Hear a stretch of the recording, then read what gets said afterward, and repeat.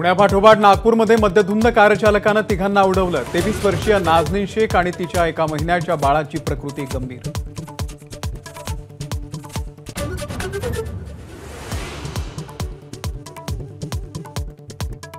पुण्यानंतर आता अमरावतीतही भीषण अपघात। कारची दुचाकी स्वाराला जोरदार धडक।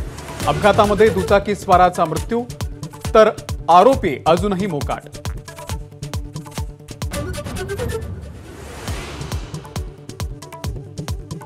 पुणे अपघात प्रकरणामधील अल्पवयीन आरोपीचे आजोबा सुरेंद्र अग्रवाल यांना अटक। ड्रायव्हरला डांबून ठेवल्याचा आणि धमकावल्याचा आरोप।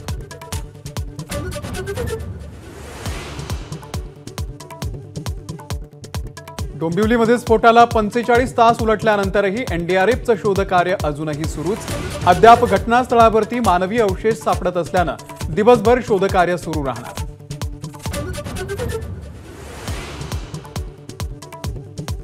परभणीमध्ये दुष्काळाचं गडद संकट। 22 लघु आणि 2 मध्यम प्रकल्प कोरडे तर सोलापूरमध्ये पाण्याअभावी ऊसाचं पीक करपलं।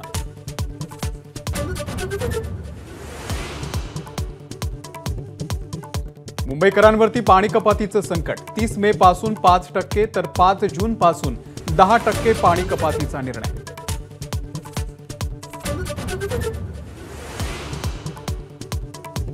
मुंबई पदवीधर आणि शिक्षक निवडणुकीसाठी ठाकरे गटाकडून अनिल परब आणि जमो अभ्यंकर यांना उमेदवारी। एबीपी माझाच्या बातमीवरती शिक्कामोर्तब।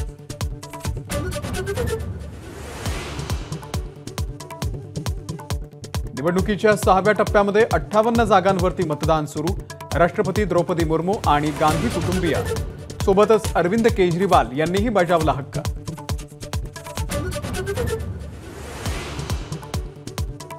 परराष्ट्र मंत्री एस जयशंकर, भाजपचे उमेदवार बांसुरी स्वराज यांनी सकाळी 7 वाजताच केलं मतदान। कपिल देव आणि गौतम गंभीर यांनीही बजावला मतदानाचा अधिकार।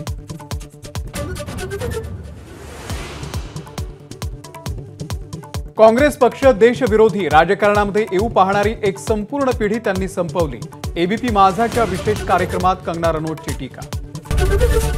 एबीपी माझा, उघडा डोळे बघा नीट।